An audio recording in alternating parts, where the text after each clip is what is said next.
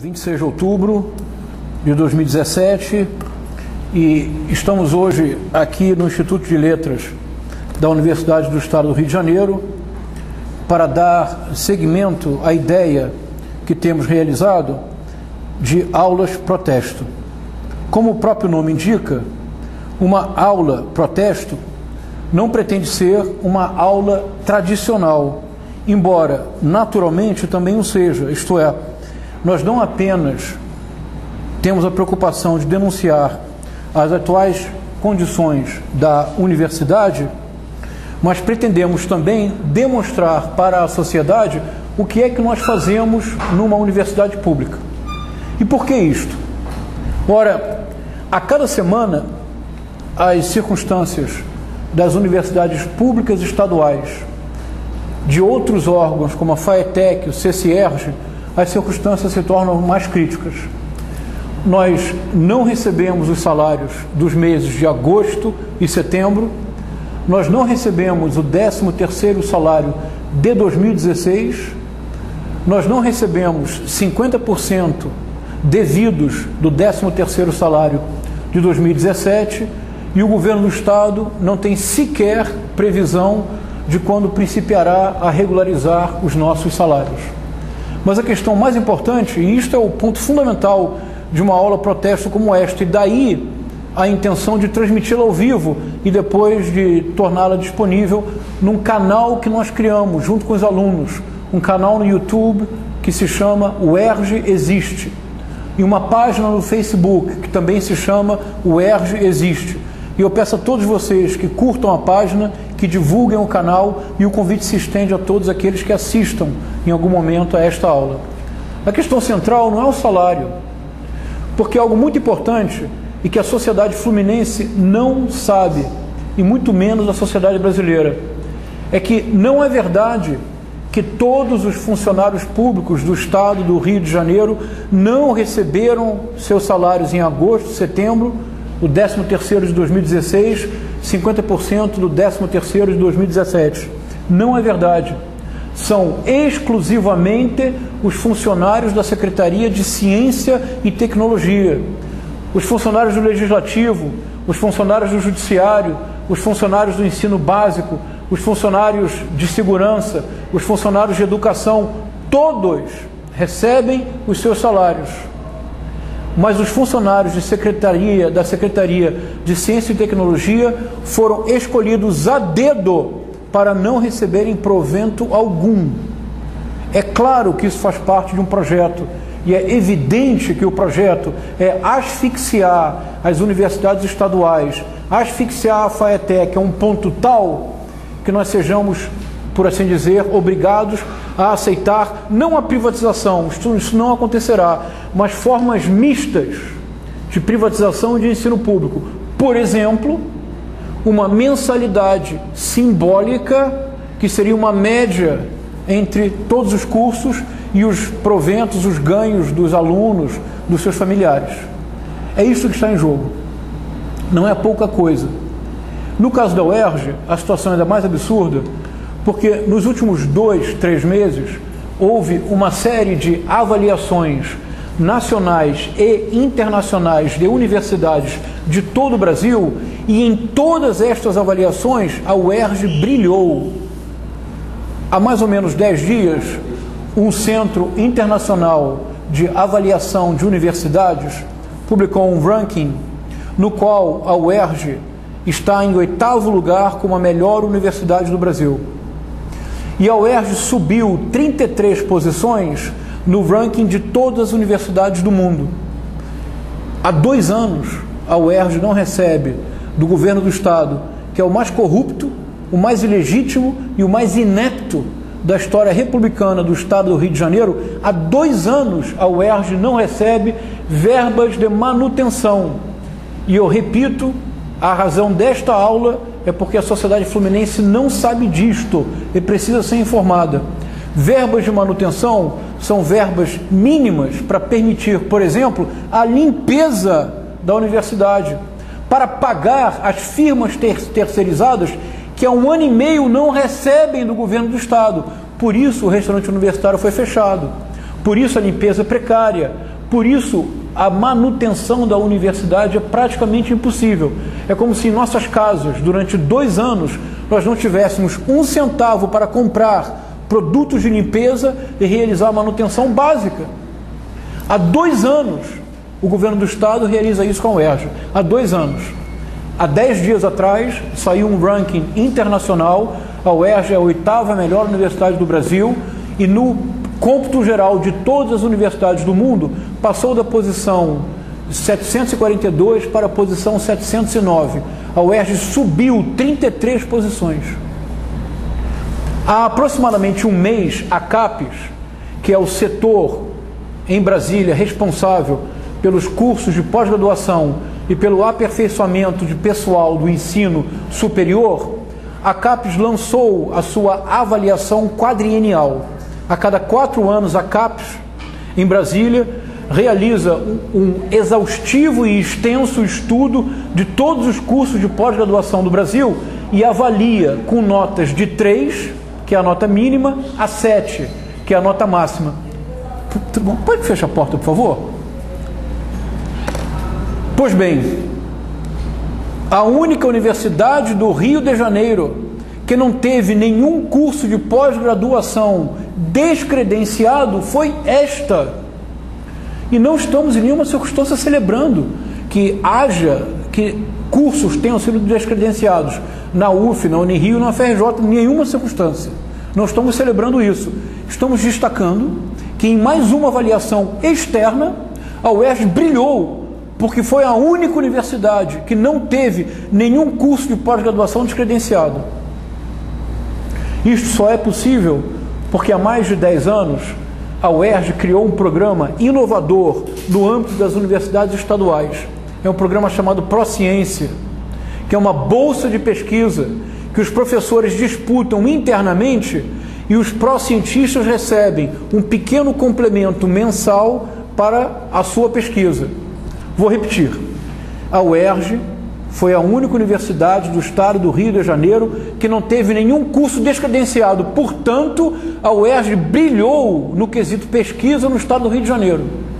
Vocês sabem há quanto tempo eu, Fernanda Medeiros, que é a professora da UERJ, e você também é professora, não é?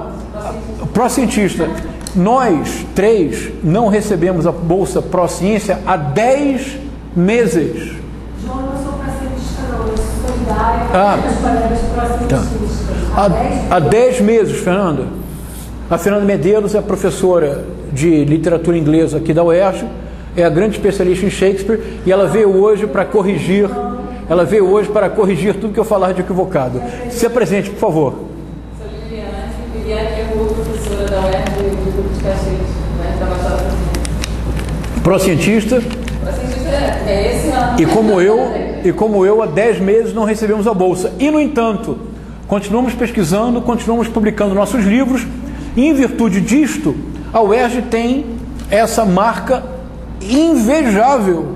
Somos a única universidade do estado do Rio de Janeiro que não teve curso de pós-graduação descredenciado. Eu poderia seguir citando outros exemplos. Creio que não é mais necessário. O que a sociedade fluminense precisa saber é do descompasso, do abismo que se abre entre o que a UERJ oferece para a sociedade, o que os professores, as professoras, as pesquisadoras e os pesquisadores da UERJ produzem de conhecimento com reconhecimento internacional e nacional, e a atitude criminosa, anticonstitucional, absolutamente abjeta do mais corrupto, mais ilegítimo, mais inepto governo da história republicana deste Estado. Enfrentamos assim o pior dos mundos, porque precisamente por isto, precisamente por ser este governo que, se o pesão saindo do governo, bom, perdendo o foro privilegiado, nós sabemos para onde ele vai. Mas se o pesão, saindo do governo, se candidatar a síndico do prédio, ele é expulso pelos moradores. O Aécio Neves, há mais ou menos 2 meses, tentou se candidatar para ser representante de turma da filha dele numa escola em Brasília. Vocês souberam disso? Ele não venceu. Ele foi derrotado por um pai de aluno. É uma coisa extraordinária. Se o pesão se candidatar a síndico do prédio, eu acho que ele é expulso do edifício. Mas isto representa o maior desafio da história dos 66 anos desta universidade, porque precisamente por isto, paradoxalmente por isto, eles ousarão mais do que jamais nenhum governo teria ousado, e eles sujarão as mãos, e eles farão todo o serviço que antes nunca nenhum governador teria ousado, porque qualquer governador que deixasse esta universidade por 2 vezes seguidas, com 3 meses sem salário, 2 anos sem verbas de manutenção, não seria eleito nem vereador, nem em Barra do Piraí, seria eleito vereador. Mas eles sabem que a carreira política deles acabou. Nós temos então que lutar ainda por aproximadamente 15, 16 meses. Nós temos que sobreviver, mas mais do que isso, nós temos que mostrar para a sociedade fluminense, para a sociedade brasileira, a diferença que há entre eles e nós.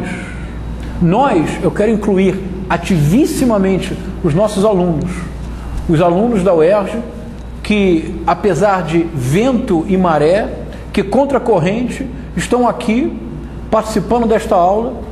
Todos sabem que não se trata de desrespeitar a greve, é uma outra forma de atuar, é uma aula protesto, cuja ambição é que nós tenhamos material suficiente neste canal que inauguramos para informar a sociedade fluminense.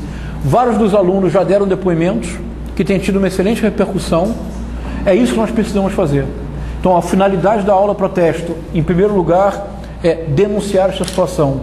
Em segundo lugar, é convidar a sociedade para que venha. Há alunos que já trouxeram pais, mães, amigos. Há pessoas que não são da aula, estão aqui assistindo.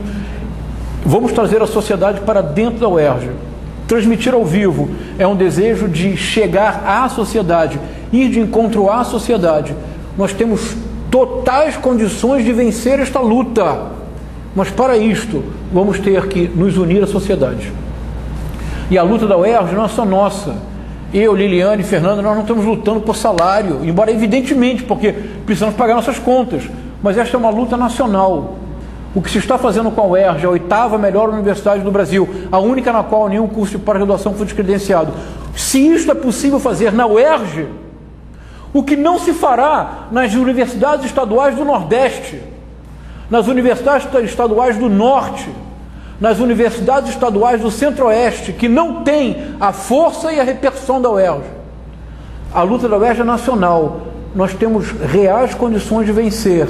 E se vencermos, nós estaremos, na verdade, na vanguarda da luta mais importante, que é evitar a todo custo esse retrocesso inaceitável de um país que em 2017 corta 50% das verbas destinadas à ciência, tecnologia e inovação. Isto, e o que o governo do estado do Rio de Janeiro está fazendo agora com a UERJ, é pior, e eu digo isso sem hesitação, é pior do que as ações cleptomaníacas do nosso ciclista de Paris, também conhecido como ex-governador Sérgio Cabral, mas na verdade muito mais conhecido como o nosso ciclista de Paris, porque ele roubou a fortuna que roubou, que eu até não consigo nem imaginar como é que alguém pode roubar tanto. Não que eu seja ingênuo, é que ultrapassa a minha capacidade de imaginar. Por que você rouba 1 bilhão? Rouba 100 milhões, não é?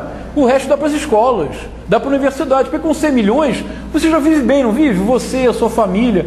Agora, roubar R$1 bilhão, eu acho que passa um pouco do limite. Você não tem nem como gastar o dinheiro, porque se você gasta, se torna tudo tão ostensivo, que você vai para a cadeia de qualquer maneira.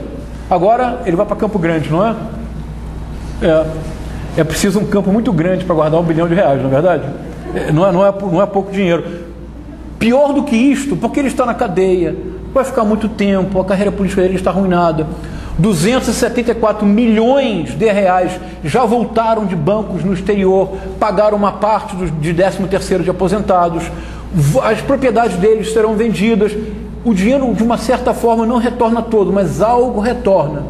Agora, retirar de ciência, tecnologia, inovação e educação 50% compromete o futuro do país. Fazer o que ele está fazendo com a UERJ, não permitindo que os alunos finalizem os seus cursos em 5 anos é sequestrar o futuro e o sonho dos alunos.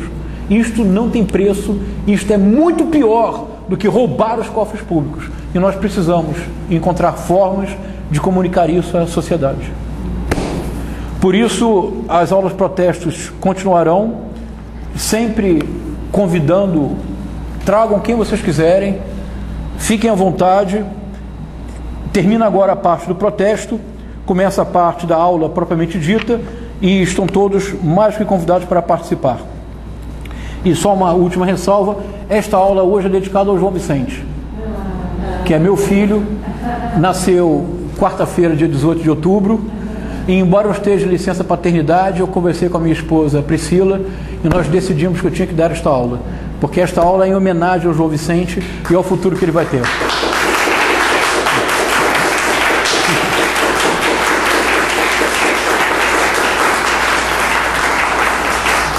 E além disso, quem já viu o João Vicente, ele é lindo, não é, Fernanda? Então o João Vicente merece. Agora terminamos a parte protesto, foi até um pouco mais longa hoje, mas é que a situação se torna sempre mais crítica, e voltamos agora inteiramente para o texto shakespeariano. Todos têm um texto sob os olhos, não tem? Marcelo, Carla, sentem por favor com alguém que tem um texto sob os olhos. Ali a Jaqueline, olha, o senhor não tem um texto, ah tá, o Vinícius tem, fica o Vinícius. E Marcelo, por favor, porque é bem importante que vocês tenham os textos sob os olhos. Ah, tem o Everton. Senta perto da Liliane, você pode ver o texto do Everton. Então, agora voltamos, nos concentramos unicamente no texto do Shakespeare.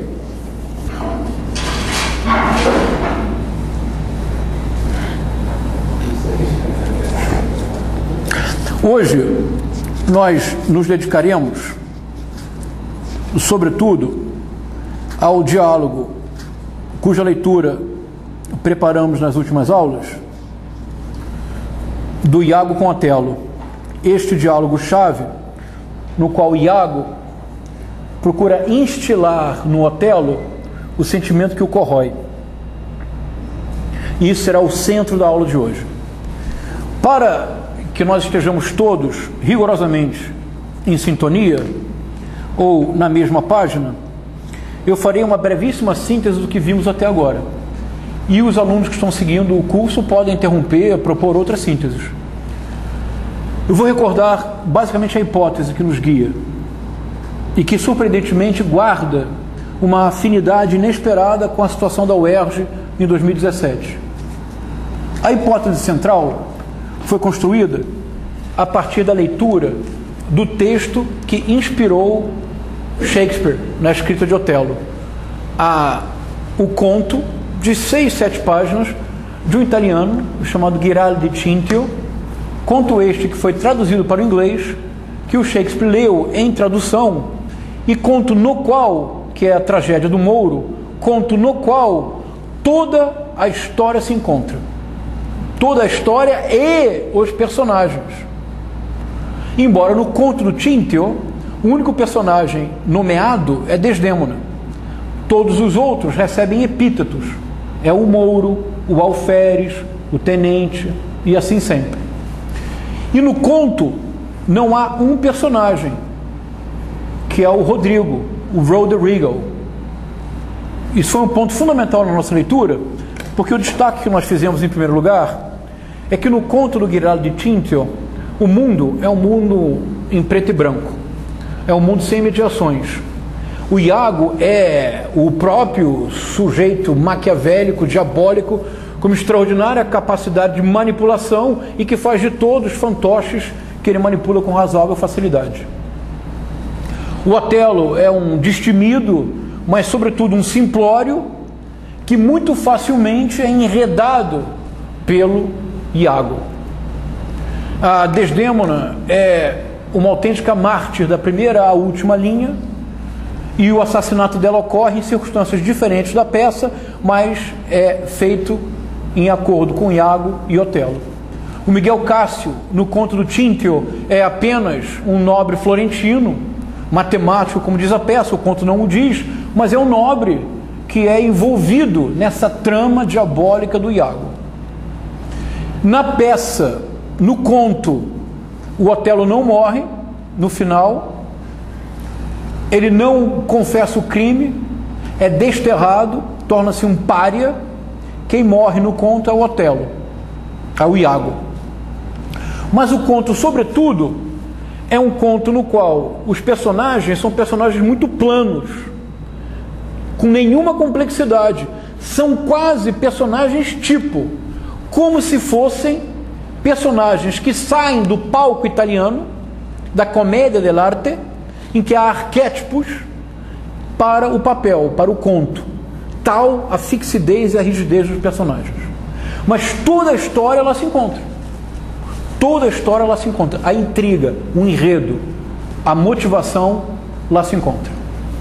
Pois bem, o que faz o Shakespeare? Nosso primeiro ponto. E esse era um ponto muito importante para caracterizar o método compositivo shakespeariano.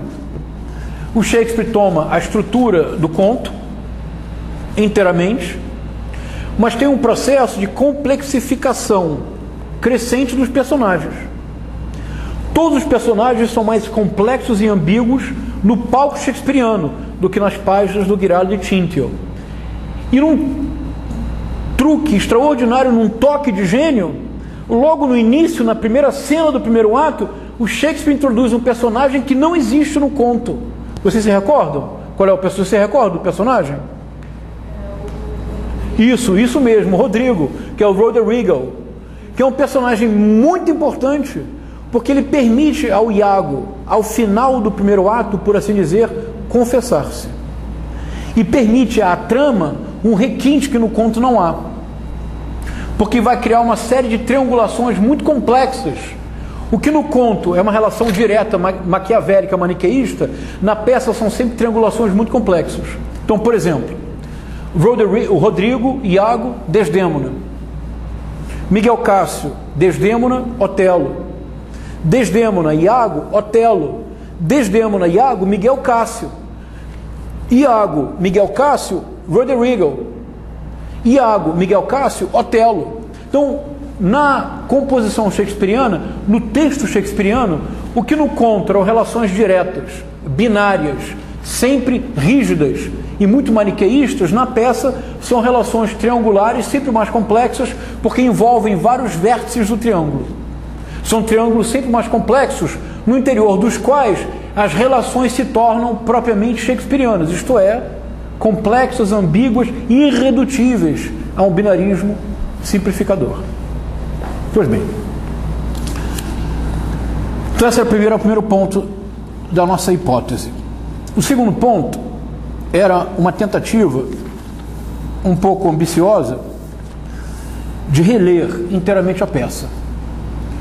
É uma tentativa sempre ambiciosa no caso shakespeariano, porque a erudição shakespeariana ela é verdadeiramente, há duas hipóteses básicas em relação à erudição shakespeariana. Ou ela é profundamente desencorajadora, porque para todas as peças shakespearianas há, como no caso desta edição, eu tenho 5 edições do Otelo. Eu sempre trago essa porque é na qual eu trabalhei mais. Vocês podem ver aqui, vocês percebem que tem, todas as páginas são povoadas de notas de pé de página, não é verdade? Não apenas para, em alguns casos, atualizar o vocabulário, para esclarecer uma ou outra metáfora um tanto obscura, mas muitas vezes para identificar as fontes shakespearianas. Então a erudição shakespeariana chega a um ponto em que é possível para qualquer peça shakespeariana, sempre que o autor lançou mão de um texto ou outro, de uma fonte alheia para o próprio texto, está identificado. Quer dizer, há muito pouco o que fazer em termos da erudição shakespeariana, o que é um tanto desencorajador. Ou, como somos nós, brasileiros, e portanto todos um tanto calibã, nós podemos ser selvagens e podemos ousar reler alguns aspectos das peças, precisamente porque não dispomos de tanta erudição. Somos todos, por assim dizer, um pouco sempre, quando podemos e estamos inspirados, somos todos sempre um pouco Erich Auerbach, que é, como eu já sou velhinho, o meu grande herói intelectual. E vocês sabem que o Erich Auerbach, judeu-alemão, grande professor, grande romanista, em 1933, com a lei que proibiu os judeus de serem Beamter, que na Alemanha era uma categoria importantíssima como no Brasil, até uns 20, 30 anos atrás. Até os anos 50, 60, ser professor de escola pública no Brasil era muito bom, não era? O salário era ótimo, você era respeitado, tinha respeito público, imagina isso. Um professor de escola pública, de ensino básico, as pessoas, professora, por favor, professor, abra a porta para o senhor, ótimo salário, imagina isso, né? Na Alemanha, essa categoria era o Beamter. Em 1933, com as leis contra os judeus, o judeu não podia ser mais Beamter. Alguns, como Leo Spitzer e Erich Auerbach, ainda permaneceram um pouco de tempo, mas tiveram que sair. O Leo Spitzer foi o primeiro, foi para Istambul, na Universidade de Istambul, numa Turquia que se modernizava a toque de caixa. E quando o Leo Spitzer sai de Istambul para Johns Hopkins, o Auerbach substitui o Leo Spitzer em Istambul. E passa alguns anos na Turquia. E no primeiro dia que ele chega na universidade, ele pergunta: "Wo ist die Bibliothek?" Onde está a biblioteca? E não estava. Como é muito comum das grandes universidades desses países de modernização acelerada, constrói-se o prédio, contratam-se professores, os alunos ingressam, mas sempre se esquece de fazer uma biblioteca central. Ora, a UERJ não possui uma biblioteca central, ainda hoje. Uma biblioteca central é um coração de uma universidade, onde as pessoas se encontram de diversos cursos, onde muitos namoros começam, onde há uma sociabilidade própria daquele local que é a biblioteca central, não é verdade? Agora, o Auerbach não tinha à sua disposição uma biblioteca com os últimos livros, com os últimos números das revistas, e começou a guerra, tudo piorou. O que fez o Erich Auerbach? Ora, o Erich Auerbach agiu como qualquer intelectual latino-americano sempre o fez. Ele ousou. Não tendo livros, não tendo as revistas mais atualizadas, ele escreveu um livro que, se permanecesse na Alemanha, ele jamais o teria escrito. E é este livro que o imortalizou. Ele escreveu Mimesis. Mimesis, que é uma síntese muito pessoal de toda a literatura ocidental, de Homero a James Joyce e Virginia Woolf. E ele escreve para mostrar que a literatura ocidental é um processo de dupla mestiçagem intelectual. De um lado, a tradição hebraica e a tradição grega. Em geral, a mescla de estilos, o estilo elevado com o estilo baixo. Isto é, a cultura ocidental é o resultado de um processo de síntese cultural. Vale dizer, o oposto do nazismo. É a resposta do Auerbach, que ele só pôde escrever porque estava na Turquia sem livros. Então nós podemos, na UERJ, propor uma nova leitura de Otelo. Nós não dispomos das últimas revistas, nem de todas as edições comentadas. Qual é a hipótese? A hipótese é que, de maneira involuntária, as interpretações que consideram que Otelo é a tragédia do Moro, é a tragédia do ciúme, e que o Otelo é um homem que, em certo momento, se deixa dominar por um sentimento que o faz progressivamente perder o controle, é uma interpretação que involuntariamente reproduz o preconceito que Shakespeare está denunciando. Reformulando a hipótese. Em Otelo, o ciúme não é causa, ele é um efeito. Se for assim, efeito do quê? Essa é a hipótese principal de leitura. Otelo é o primeiro personagem na literatura ocidental que apresenta, em cena aberta, uma reflexão poderosa sobre o mecanismo mesmo da modernidade que Shakespeare via emergir. E nesse mecanismo cujo ápice vivemos hoje, é um mecanismo inicialmente de europeização do mundo, posteriormente norte-americanização, hoje não mais, mas é basicamente um mecanismo que produz um sistema mundo na concepção do Immanuel Wallerstein, que possui centros, periferias e semi-periferias, mas que é um sistema mundo cuja característica principal é a produção continuada e sistemática de um número cada vez maior de periferias para um número cada vez menor de centros hegemônicos. E as relações assimétricas são as relações características desse mundo. É isto que Shakespeare parece compreender em Otelo e também na Tempestade. Mas Otelo seria então, nesta hipótese de leitura, o primeiro personagem cujo drama existencial não é o ciúme, cujo drama existencial é não pertencer de todo a lugar algum, ter chegado ao centro mesmo do mundo, única e exclusivamente por seus méritos. Mas no momento em que a sua serventia já não vale mais, o que ele perde é a função, a razão de ser. Otelo é uma tragédia de um sujeito que progressivamente se vê privado de toda a sua funcionalidade social, de toda a sua razão de ser. Salvo engano, hoje somos todos potencialmente Otelo. Na UERJ, o drama da UERJ hoje é que este governo corrupto pretende fazer com que nós percamos função. Não vamos perder, porque nós lemos Shakespeare. No mundo inteiro globalizado, há um crescimento exponencial de Otelos. São sujeitos, homens e mulheres, trabalhadoras e trabalhadoras, que perdem razão de ser, substituídos pela automação ou envolvidos numa engrenagem na qual eles não fazem mais nenhum sentido. São literalmente produtos descartáveis. Essa é a hipótese de leitura. Essa hipótese implica a retomada de alguns personagens. O primeiro deles é Iago. Vamos lá.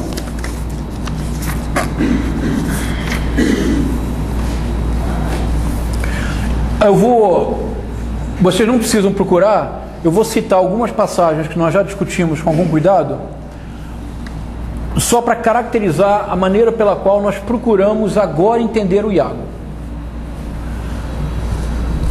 Porque se nós transformarmos a nossa compreensão do Iago, do Miguel Cássio, da Desdémona, então surge um novo Otelo. Então comecemos. Para quem tem esta edição, na página 137. Para quem tem um texto em inglês, é a primeira cena, primeiro ato, aproximadamente por volta do verso 60.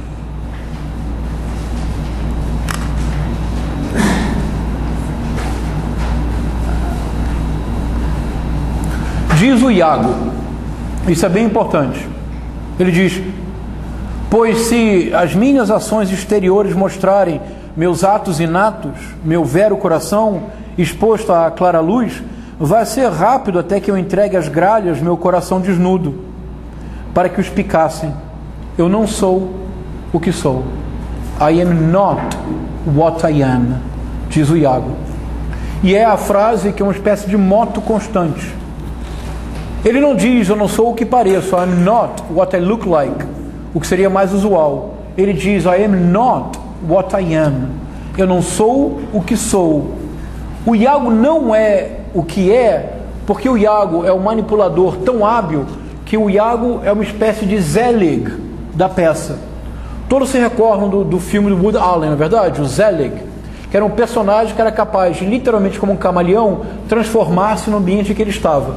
Se ele ia a um clube de jazz, ele virava negro e tocava jazz. Se ele ia num campo de futebol, ele virava o Neymar e fazia um gol de placa. O Iago é um Zelig, que se transforma, que se adapta para melhor manipular os outros. O segredo do Iago não é uma manipulação maquiavélica. O segredo do Iago é uma compreensão profunda da psicologia do outro. Ele se adapta e potencializa o que o outro já é. Agora, o ponto mais importante dessa análise do Iago são duas cenas, são duas falas. Vamos lá então. Essas duas falas são bem importantes porque elas ajudam a talvez fazer um turning point da nossa leitura. Então vamos lá. Para quem tem a edição que nós estamos trabalhando, é página 159. Para quem tem o texto em inglês, é primeiro ato, terceira cena, verso 390. Aproximadamente verso 390. Para quem tem inglês fica fácil. Encontrou? Encontrou? Me dá aqui, deixa eu te mostrar. Aí não tem um verso anotado? Ah, não? Ok. Então, vai para a última cena do primeiro ato. É simples. Vai para o final, o monólogo do Iago. Encontrou, Renato? Não curte as páginas aqui dessa parte. Dirá o Iago. E aqui é bem importante que vocês me acompanhem, porque vocês não têm obrigação de concordar comigo. Diz o Iago: viram como se usa um trouxa para encher a trouxa? Seria profanar meu saber conquistado se gastasse por algo além de ganho e troça meu tempo com esse panaca. Ele está falando do Rodrigo. Ele tira todo o dinheiro do Rodrigo, prometendo que assim o ajudará a conquistar Desdémona. Agora é o que é importante. Eu detesto o Mouro. Em inglês é I hate the Mouro. I hate. É mais do que detesto. Então eu vou ler como se fosse em inglês. Eu odeio o Mouro. Corre por aí que ele, em meio aos meus lençóis, oficiou meus encargos. Eu não sei se é verdade, mas eu, frente a uma mera suspeita do tipo, ajo como se fosse vero. Ou seja, qual é o ciúme do Iago em relação ao Otelo? Qual é o principal ciúme, Carlos? Qual é o principal ciúme do Iago em relação ao Otelo? Ou seja, qual é a palavra que se usa para isso? Não, claro. É que você... Então vamos lá. Você está definindo o substantivo, que você está mencionando o substantivo que o define. Qual o sentimento que se aposta desta figura? Ele tem ciúme. É isso. É o ciúme. Mas isso é bem importante. Nós temos sempre destacado isso. Em nenhuma circunstância nós estamos aqui fazendo psicologia de personagem, por favor. Psicanálise até a nossa própria é muito difícil, esqueçamos os personagens. Eu estou lendo o texto. É o texto que me diz isso. E daí ele então, ele pensa no plano que ele realizará. Agora, como nós já vimos isso algumas vezes, passemos agora para o final da primeira cena do segundo ato, o monólogo do Iago, página 171, para quem tem a nossa edição.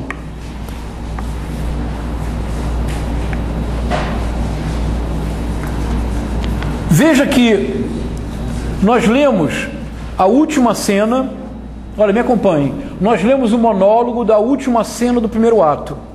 E agora, a primeira cena do segundo ato conclui com outro monólogo do Iago.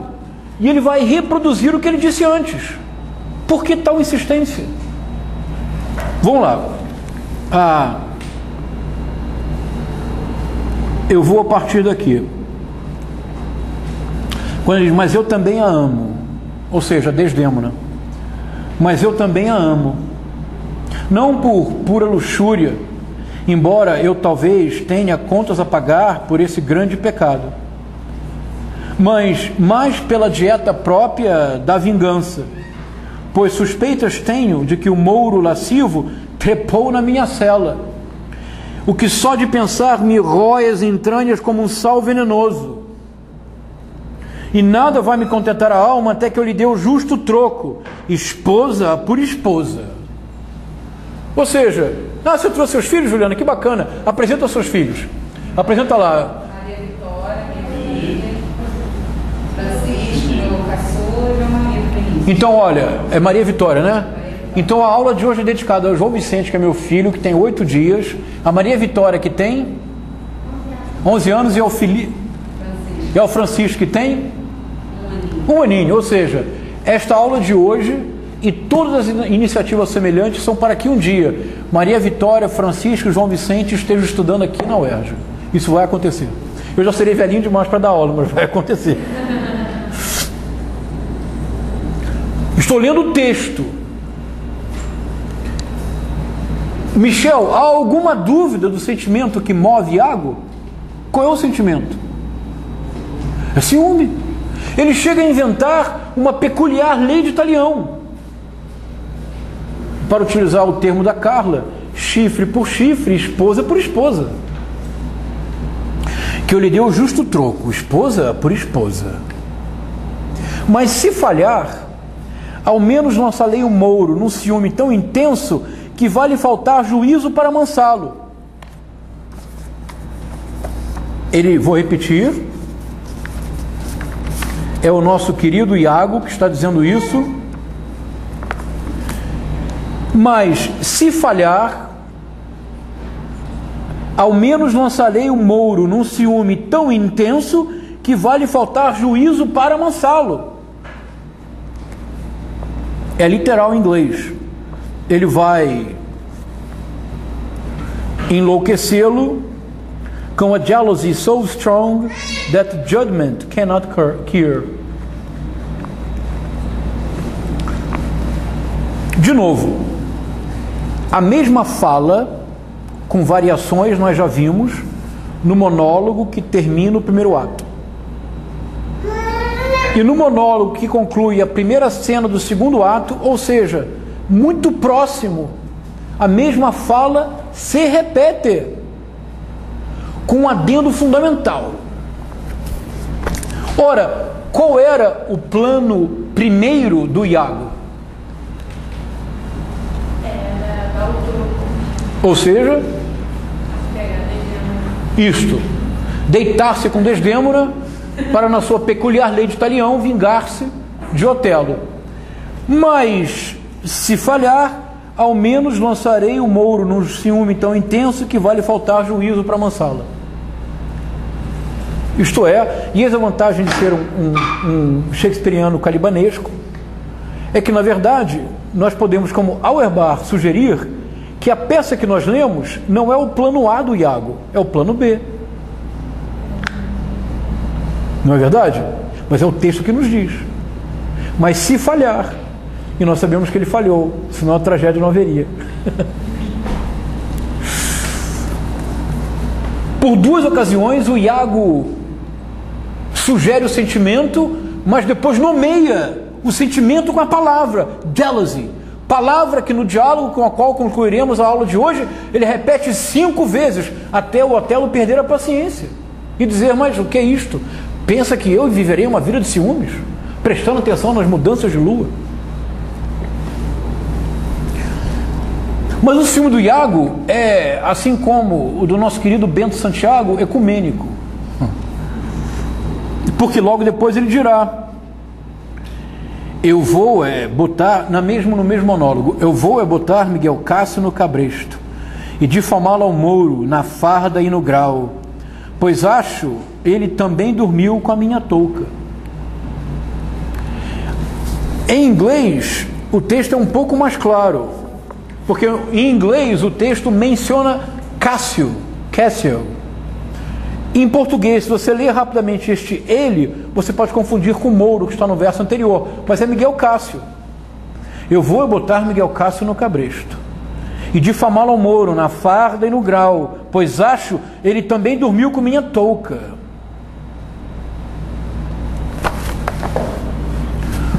Por que Shakespeare repete a mesma informação numa pequeniníssima distância de tempo? Repito, eu li anteriormente o monólogo com o qual o Iago conclui o primeiro ato, na terceira cena do primeiro ato. Hilton, você concorda que a informação é a mesma? Do Otelo? Você me acompanhou, não foi? No monólogo que termina o primeiro ato, e neste monólogo que termina a primeira cena do segundo ato, em relação ao Otelo, o Iago simplesmente repete o que tinha dito, não é? Por quê? Por que essa insistência? E por que nomear? Por que dizer com todas as palavras? Pois suspeitas tenho de que o mouro lascivo trepou na minha cela, o que só de pensar me rói as entranhas como um sal venenoso. Ele dá nome ao sal venenoso. Esse sal venenoso, que é um monstro de olhos verdes, é jealousy, é ciúme. É o que ele sente.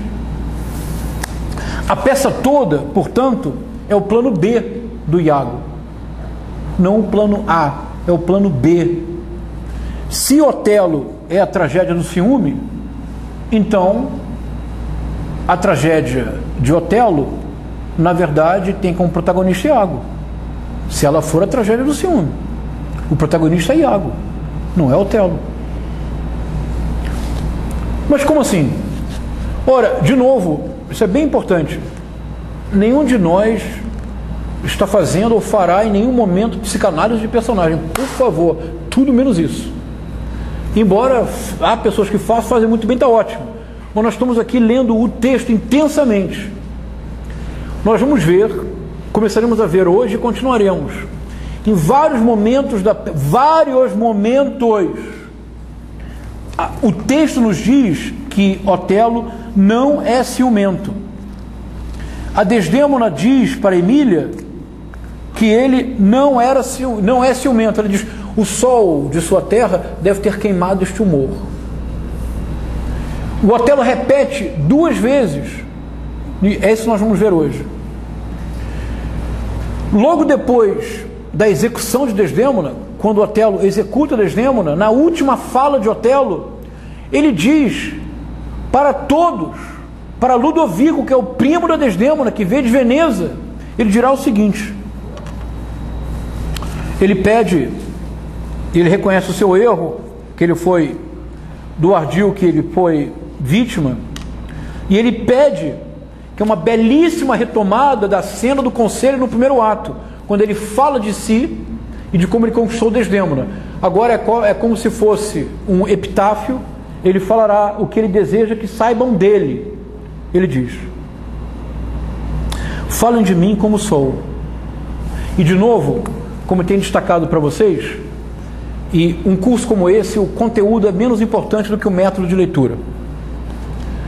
Quando ele diz, falem de mim como sou, o espectador shakespeariano, o leitor shakespeariano já de imediato escuta uma intratextualidade. Porque no Shakespeare, tão importante quanto a intertextualidade, essa apropriação constante da voz alheia, é a intratextualidade. É como o texto o tempo todo comenta o próprio texto, sem, no entanto, jamais parar a ação. Isso é muito importante. O teatro shakespeariano é metalinguístico da primeira à última fala, e, no entanto, é uma metalinguagem profundamente incorporada à ação dramática. Mas quando o Otelo diz, falem de mim como sou, isso ressoa uma frase que eu já li agora hoje, não foi? Qual é a frase? I am not what I am. O Otelo diz, falem de mim como sou. Não abrandem nada, nem usem de malícia. Falarão de alguém que amou muito, mas com insensatez. Alguém pouco propenso ao ciúme, mas que, defraudado, perpetrou ato extremo. A fala termina, ninguém contesta Otelo, apenas lamenta-se que tal homem valoroso tenha sido enredado por Iago. Então todo o nosso esforço dessa leitura é ler ativamente a letra do texto e deixar-se interrogar por essas aparentes contradições que levam longe.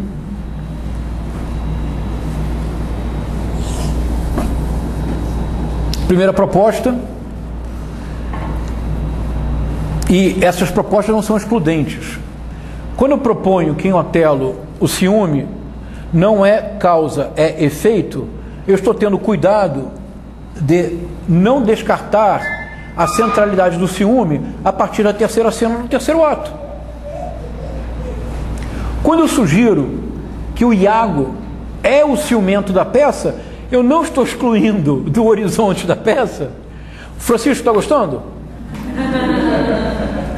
Francisco tem certeza, olha, ele está até sorrindo, está vendo? Isso é o efeito do que o Shakespeare produz. Ele está até sorrindo, olha, ele está todo feliz agora. Quando eu digo que o Iago é movido pelo ciúme, lendo a letra do texto, eu não estou negando o fato de ter sido preterido por Miguel Cássio, não tenha sido também um estopim da ação do Iago. Afinal de contas, porque já que é para ler o texto intensamente, ativamente, na letra do texto, e não apenas lê-lo para confirmar uma hipótese, está tudo dito aqui. Na primeira cena, primeiro ato, primeira coisa, primeira fala do Iago, quando o Rodrigo acha estranho que o Iago soubesse do casamento dele com Desdémona e diz: mas olha, eu estou dando para você dinheiro e você não vai entregar a obra? Não terá aditivo nesta construção? O Iago diz então: ora, despreza-me se não for verdade. 3 nobres da cidade vieram pleitear de chapéu na mão que ele me nomeasse seu tenente. Pela boa fé, sei bem meu preço, não vale o posto menor. Mas ele, flertando com suas pompas e intentos, fugiu do assunto com circunlóquios bombásticos, horripilantes, prenes de epítetos bélicos, e para concluir ele declarou: improcedente a minha mediação. Então, a motivação do Iago também está presente o fato de ele ter sido preterido. Não estou negando isso, porque seria tão ingênuo quanto apenas reforçar um lado. Seria reduzir o Shakespeare ao Guiraldo de Cinthio. Shakespeare é Shakespeare porque o princípio básico é a complexificação crescente. Mas eu estou sugerindo para a nossa leitura que a motivação central do Iago é o ciúme, secundária a preterição do cargo, e que o ciúme em Otelo é evidentemente que opera um efeito que o faz perder o juízo, mas é um efeito, não é a causa. A causa real é a perda progressiva de função. Posso seguir? Parece razoável para vocês a hipótese? Tá. Então vamos lá. Outra coisa que nós fizemos foi reler o personagem Miguel Cássio e Desdémona, com imenso cuidado, sobretudo o caso de Desdémona. Mas nós destacamos no caso do Miguel Cássio a absoluta vulgaridade do tipo. O Miguel Cássio é um vulgar kiss and tell. Ele, na verdade, é desse tipo de homem cuja conquista importa menos que depois a possibilidade de reunir os amigos e contar, sempre mais do que se fez. As cenas que envolvem a ousadia de Miguel Cássio ao receber Desdémona na ilha de Chipre é uma cena espantosa, cujo vocabulário é deliberadamente um tanto obsceno, e certamente a plateia elizabetana rolava de rir, sobretudo aqueles que ficavam no chão de terra batida de pé, quando o Miguel Cássio recebe Desdémona e diz, e nós vimos, diz: Hail lady, before, behind thee, and on every hand, and wheel thee round. É obsceno isso, não é? Before, behind thee, and on every hand, and wheel thee round. Nós vimos que o tradutor, que é maravilhoso, o Lawrence Flores Pereira, amortizou este efeito, retornando a frase para a ordem sintática direta, o que o Shakespeare não faz. Então, em português ficou assim: salve, grande senhora, que toda a graça dos céus a envolva e a acompanhe sempre, na sua frente, atrás, de todo lado. Perdeu muito, não perdeu, Fernanda? Porque, na verdade, é uma coisa que a gente fala. Se fosse isso, então... Hey lady, salve, senhora, que a graça dos céus na frente, atrás e com todas as minhas mãos, temos liberdade, circulem-na toda, and wheel thee round. Mas esse em inglês, esse before, behind thee, é espantoso e produz um efeito tremendo. O Miguel Cássio é um conquistador vulgar. É, na verdade, o fato do Miguel Cássio ser um kiss and tell que permite ao Iago atar a última ponta da trama. Vocês se recordam, não é verdade? Quando, numa típica cena shakespeariana, o Iago traz o Miguel Cássio, o Otelo fica escondido, e o Iago faz o Miguel Cássio falar da sua relação com Bianca, que é uma prostituta, e o Iago faz um jogo extraordinário. Ele diz assim, ele diz: então conte-me. E o Otelo está escutando: então conte-me como foi, porque esteve aqui ontem Bianca. O Otelo não escuta Bianca, mas para o Otelo é Desdémona. O Miguel Cássio sorri largo e diz: essa pombinha vive se jogando no pescoço. E tudo que ele diz da Bianca não é a coisa mais apropriada do mundo. Então, se nós recuperarmos o fato do Miguel Cássio ser um tipo imprudente, nós vamos nos surpreender com as encenações que nós vemos, que nós veremos as adaptações cinematográficas, porque nelas o Miguel Cássio é sempre um gentleman. A Desdémona é um personagem muito mais complexo e muito mais interessante do que geralmente se representa quando a Desdémona é vista como apenas uma vítima. Se vocês se recordarem do segundo ato, aquela cena, quando justamente esta cena, quando eles chegam e a Desdémona pede para o Iago fazer um elogio das mulheres, sabendo de antemão que este elogio será apenas um vitupério. E a Desdémona diz, na nossa edição, é página 166, para quem tiver o texto em inglês, é primeira cena, segundo ato, verso 123 e 124. Diz a Desdémona: isso não me alegra, mas sei bem distrair o que sou com aquilo que aparento ser. Não é algo tão explícito quanto I am not what I am, mas nós recordamos então na nossa leitura que na verdade quem seduz o Otelo é a Desdémona, e que de fato durante a corte a Desdémona consegue dissimular para o seu pai o namoro secreto que os dois possuem. E um argumento fundamental do Brabâncio para considerar que Otelo havia enfeitiçado a Desdémona é a ideia que ela não poderia se apaixonar. Vocês se lembram, né? Como é que ela poderia? To fall in love with what she feared to look on. E nós destacamos bastante o fato de ser with what, não with whom, mas with what she feared to look on. Como apaixonar-se por aquilo que ela tinha medo de ver. E nós vimos uma outra cena em que, eu não diria imprudência, mas a insistência com a qual a Desdémona tenta fazer com que Otelo receba Miguel Cássio de volta, torna-se quase uma caricatura pela insistência com que ela diz. E quando Miguel Cássio poderá vir? Hoje? Amanhã às 3 horas? Na hora do jantar? No café da manhã? O Otelo perde a paciência e diz: não te negarei nada, ele venha quando quiser. Ou seja, a peça acaba, por assim dizer. Mas a Desdémona se aborrece pela forma como Otelo a trata. Então o que fizemos até agora? O ciumento da peça, se a peça é a peça que trata do ciúme, o ciúme move sobretudo Iago, é o que o texto nos diz.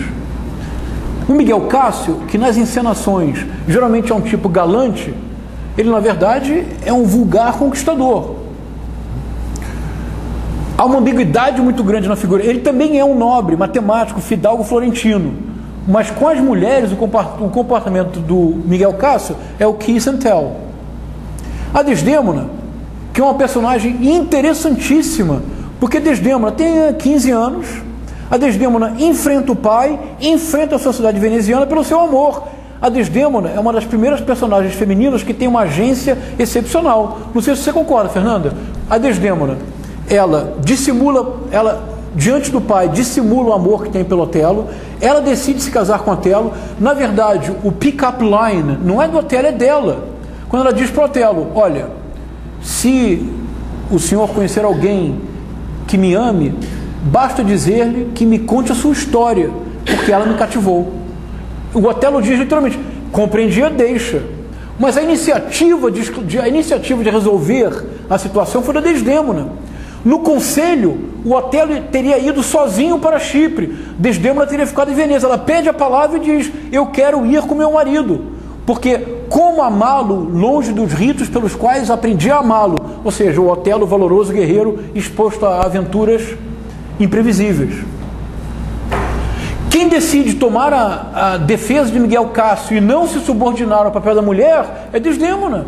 Ela tem 15 anos, é um personagem extraordinário nesse sentido. Não é nem a vítima nem a mártir, ela é uma personagem que tem uma grande agência, uma grande capacidade de ação. Mas não esqueçamos porque dentro desta agência, dentro desta capacidade de ação, há uma dissimulação ativa que permitiu enganar o pai em relação a Otelo. Isso vai pesar, sobretudo nos terceiros e quarto atos.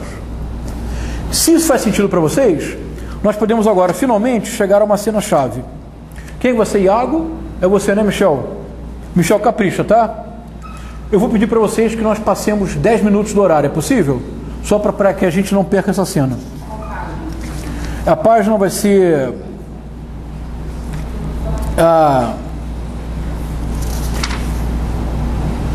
Só um minutinho. Vai ser a partir da página 195.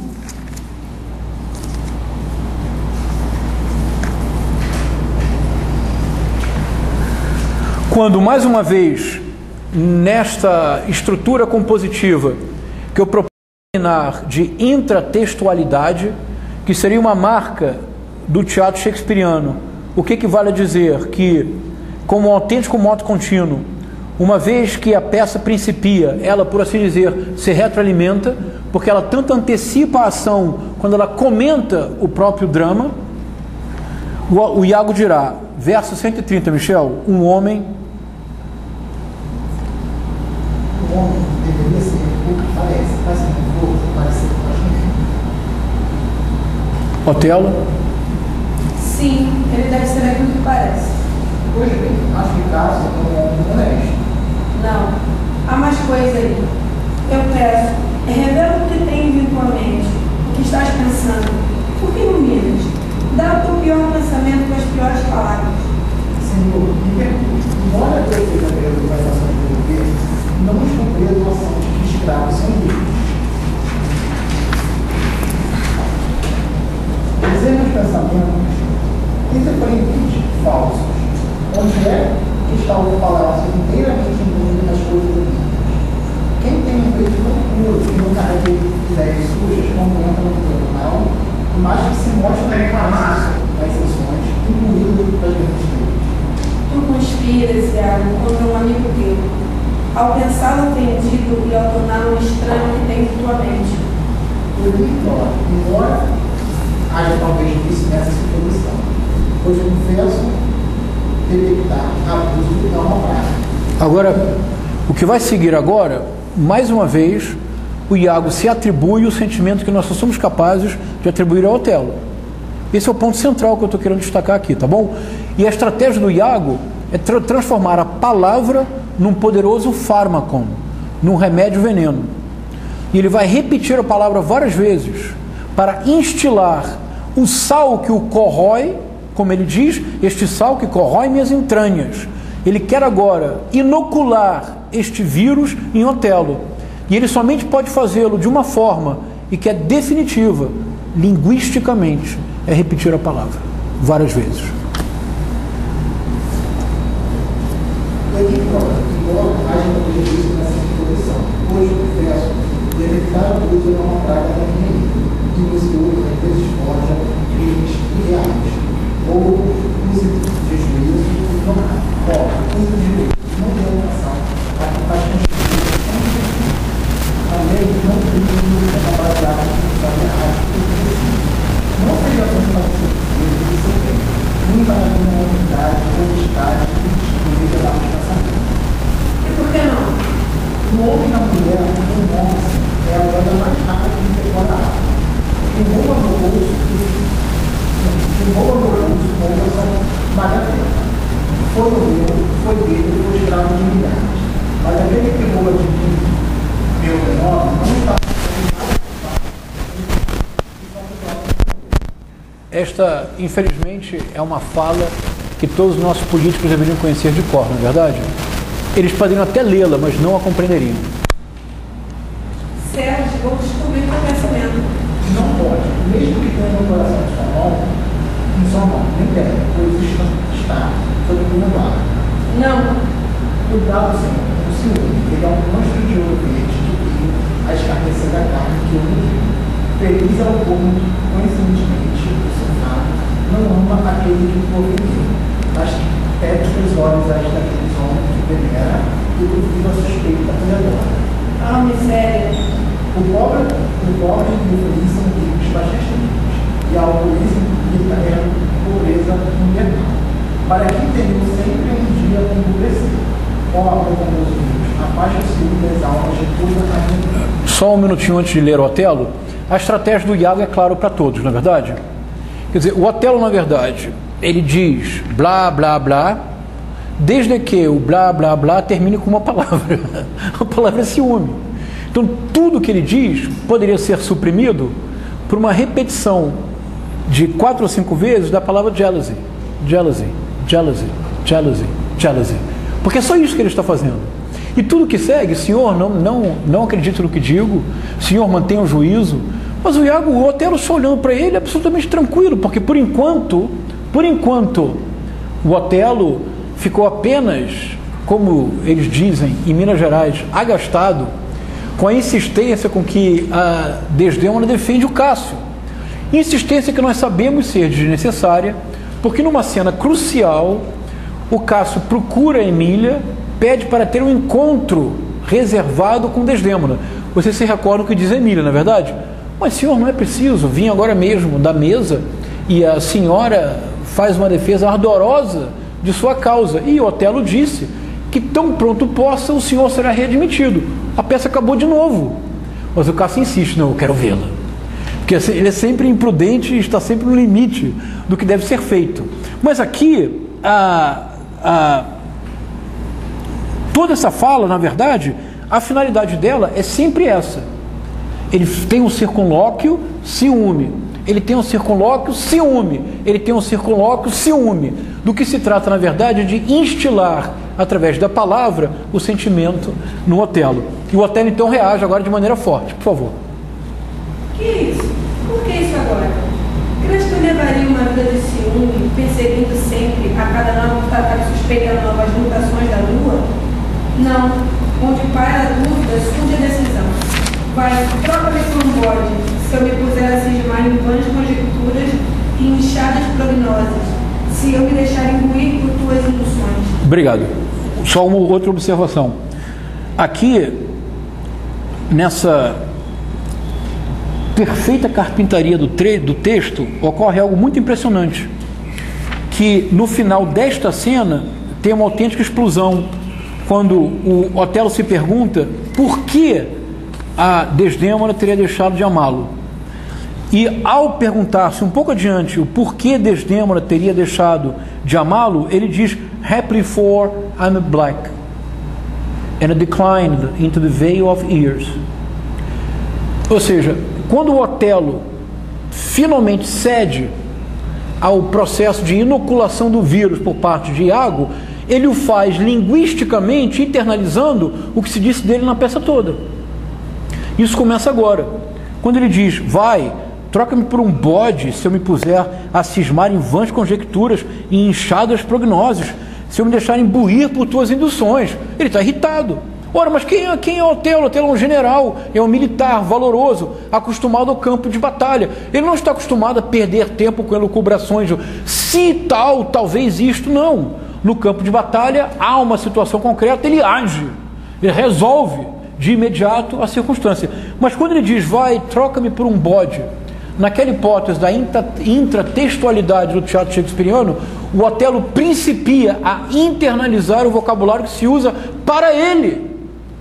Porque na primeira cena do primeiro ato, quando Iago e Rodrigo vão à porta de Brabâncio para denunciar o casamento secreto e o sequestro efetivo de Desdémona por Otelo, Iago diz,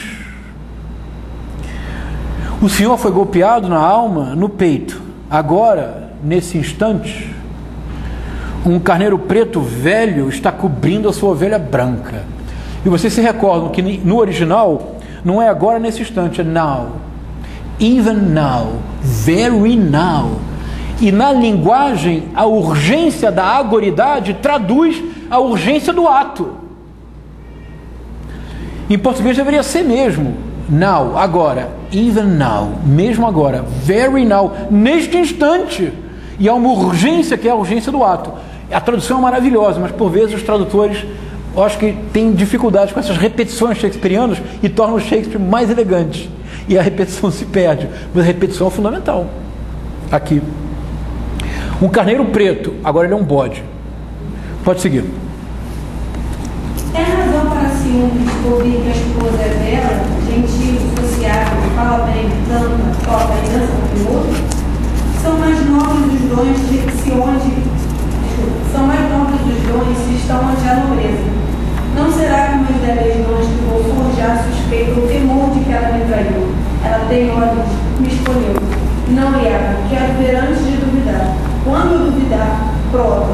E tendo já a prova, só me resta isso: mandar as favas amor e ciúme. Ou seja, aqui o Otelo, salvo engano, ao contrário do irracível Moro, se vocês se lembrarem, o bruto abraço do Mouro lascivo, essa caracterização do Otelo, que é do Iago, não é do próprio Otelo. O Otelo, durante toda a peça até agora, é um homem que controla absolutamente as suas emoções. Quando na primeira cena do primeiro ato ele é cercado por Brabantio e seus soldados, e todos sacam as espadas, o Otelo, com a maior calma do mundo, realiza o que é a maior humilhação na história da literatura, a hombridade de qualquer pessoa. O Otelo diz: senhores, guardai vossas espadas. Com este orvalho, o máximo que lhes acontecerá é enferrujar o seu laço. Ou seja, olha, se eu tirar a minha espada, vocês estão todos mortos. No conselho, a pena por ter sequestrado a filha do Brabantio é a pena capital. Ele mantém absoluto controle de si mesmo e diz: chamai Desdémona. O que ela disser, a minha sentença será. Se ela disser que eu usei algo além das palavras e do amor, que então eu seja condenado à pena capital. Agora aqui, quando o Iago realiza todo esse teatro do ciúme, ciúme, ciúme, ciúme, o que o Otelo diz com todas as palavras é: veja bem, ele é jovem, é bonita, teve uma educação esmerada, uma educação para brilhar num grande salão, porque ela para se casar com o nobre de Veneza, que portanto ela seja admirada e mesmo desejada, é na verdade algo que apenas aumenta o seu mérito e não o diminui. Ela tem olhos para me ver, ela se apaixonou por mim. E ele termina dizendo: e tendo já a prova, só me resta isto. Prova, ele fala em inglês, ocular proof. Mandar as favas, amor e ciúme, como um bom militar. Se ele tem razão para duvidar, ele não tem mais razão para amar. É isso que ele está dizendo. Agora, o Iago vai insistir, vai insistir, vai insistir, vai insistir. Passe, por favor, para a página seguinte, que eu não quero passar muito do tempo de vocês. E para quem for de metrô, vamos juntos, tá? Como nós combinamos sempre. Iago, a parte do ela enganou o próprio pai. Ela enganou o próprio pai ao questionar, que quando parecia ter na verdade, o amasse. É fato. E realmente é fato. É aquela fala que eu falei para vocês. Como é que ela poderia to fall in love with what she feared to look on? É uma referência direta à fala do Brabantio no conselho. Agora, vamos para concluir. Há uma fala que eu não posso deixar de ler. Eu antecipei na última aula, eu quero agora vê-la com mais cuidado. Jaqueline, você vai ser Otelo agora. Prepare-se. Página 199. Tá bom? Vamos. Para quem tiver o texto em inglês, é na mesma cena, verso 265.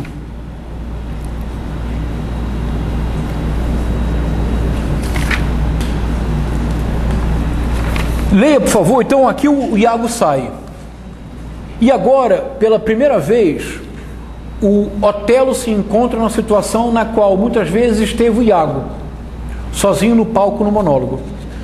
E nós vimos a tentativa que nós fizemos de recuperar na fala do Iago, sobretudo no monólogo que conclui o primeiro ato, as diversas nuances da voz do Iago. De igual forma aqui, há várias nuances da voz do Otelo. Então pode começar, Jaqueline. Adeus. Não, esse homem é muito honesto. Oi? Esse homem é muito honesto. Esse homem é muito honesto e conhece a essência das coisas humanas com apurada instrução. Se ela for uma área sem dono,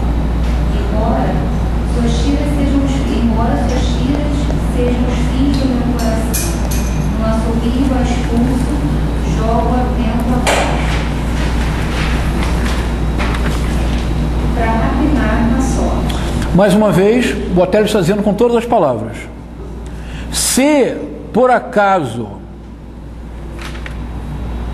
houver a confirmação da suspeita, em nenhum momento o Otelo diz: vou matá-lo, vou executá-lo. Simplesmente, como um militar, ele seguirá a sua vida. É isso que ele está dizendo, de maneira muito clara. Mas aqui, pela primeira vez na peça, o Otelo concede a possibilidade de algo ter ocorrido, isto é, de Desdémona ter deixado de amá-lo. E o que segue agora, que você vai ler agora, é absolutamente fundamental, porque quando, pela primeira, aqui agora o Otelo realmente fraqueja, aqui o personagem, por assim dizer, cai, mas quando ele fraqueja e quando ele cai, ele se recuperará um pouco depois, mas neste momento absolutamente central da peça, o Otelo vai internalizar tudo o que se disse dele. É possível, dos próximos 5 versos, cada uma das atribuições que o Otelo faz a si mesmo, é possível voltar, sobretudo no primeiro ato, e encontrar nas palavras de Iago, Rodrigo e Brabâncio as atribuições que o Otelo faz de si mesmo. O Otelo não apenas perde função, mas ao perder função, ele internaliza o que os outros dele diziam de maneira despectiva. Vamos lá. Talvez por eu ser negro, por não ter os doces encantos da conversa que os cortesãos possuem, ou por ter já descido o vale da idade. Mesmo assim, nem é tão. Ela partiu, eu fui meu, e agora o consolo vai ser odiado. Obrigado. Breve comentário. Assim como na fala anterior, quando ele diz: vai, chama-me de bode, ressoa o velho carneiro preto cobrindo a vossa ovelha branca, aqui, pela primeira vez na peça, pela primeira vez, a fala do Otelo é cindida, literalmente cindida. Então, por que será que Desdémona teria deixado de amá-lo? Ele está, então, assim como o Iago, naqueles monólogos, está pensando em voz alta, aqui o Otelo pensa em voz alta, mas ao pensar em voz alta, a voz que ele escuta é menos a voz dele e é mais a voz do Iago, do Rodrigo e do Brabâncio internalizadas. Então, talvez por eu ser negro. E vocês se recordam que no conselho, depois que o Otelo conta a história de como ele e Desdémona se apaixonaram, o Doge se vira para o Brabâncio e diz: senhor, eu vejo nele mais beleza que negrura. More beauty than blackness. Quando o Iago e o Rodrigo precisam referir-se a ele de maneira despectiva, ele é the one with thick lips. Aqui na tradução, beiçudo. Ele é o bode, é o carneiro preto velho. Agora o Otelo internaliza tudo o que se disse dele. Talvez por eu ser negro, por não ter os doces encantos da conversa que os cortesãos possuem. Ele mesmo diz que ele não tem the soft phrase of peace, a palavra, traduzamos, a palavra suave do cortesão, do tempo de paz. Ou por já ter descido o vale da idade. Agora aqui, o Otelo cinde. Há uma cena que nós vamos ver, há uma cena quando o Otelo recebe a carta de Veneza, que é uma carta decisiva para essa leitura, porque o Otelo, na verdade, não era para... No conto do Guirado de Tinchio, vocês se recordam que o Otelo não morre, ele se torna um pária. Na peça, no quarto ato, o Otelo recebe uma carta. Nesta carta, há uma determinação. A determinação é para que ele entregue o governo de Chipre a Miguel Cássio e retorne à Mauritânia. Isso é decisivo, é fundamental. De Mauritânia, de Veneza para Chipre, de Chipre para Mauritânia, do centro do mundo ao centro da periferia. Esse é o percurso de Otelo. Esse é o percurso de muitos de nós no mundo globalizado, mas não importa, isso eu vou desenvolver mais tarde. Nesta cena, que é uma cena absolutamente excepcional, a fala do Otelo é totalmente esquizofrênica. O Otelo fala com Ludovico, com a Desdémona, e lê a carta. Fala e lê a carta, fala e lê a carta. Aqui, a fala do Otelo é uma fala cindida. A fala é, olha: ou por ter já descido o vale da idade, ela partiu, me ofendeu, e agora o consolo vai ser odiá-la, não matá-la, odiá-la. É o mesmo verbo que o Iago usou para referir-se ao mouro. I hate the more. Embora a tradução diga eu detesto, ele diz I hate the more. Aqui o Otelo repete I will hate her. É o mesmo verbo para o mesmo sentimento, a traição. Então essa intratextualidade do texto shakespeariano é uma coisa absolutamente notável. Mas vejam, a frase é: talvez por eu ser negro, black, por não ter os doces encantos da conversa que os cortesãos possuem, o Iago disse, eu li para vocês ainda hoje, esses epítetos bombásticos da guerra. E de fato, quando o Otelo chega no conselho, vocês se recordam, que nós lemos aqui, não é? Vocês se recordam da fala do Otelo, né? Nobres senhores, anciãos veneráveis. Ou por ter já descido o vale da idade, ela partiu, me ofendeu, e agora o consolo vai ser odiá-la. A interpolação, mesmo assim nem é tanto, já é a primeira imagem do Otelo cindido. Agora o Otelo fala, comenta a própria fala e retoma a fala anterior. O que acontecerá, explodirá no quarto ato. Pode seguir. Traga do casamento dizer que essas terras criaturas são nossas, mas não os seus desejos. 1000 vezes ser um sapo, viver em um fétido calabouço, a reservar um campo para o amor que será usado pelo alheio. Essa é a praga dos grandes, que menos privilégios têm do que os comuns. É um fardo inescapável como a morte, flagelo de 2 galhos que nos medem desde o nascimento. Ou seja, é uma fala muito impressionante, porque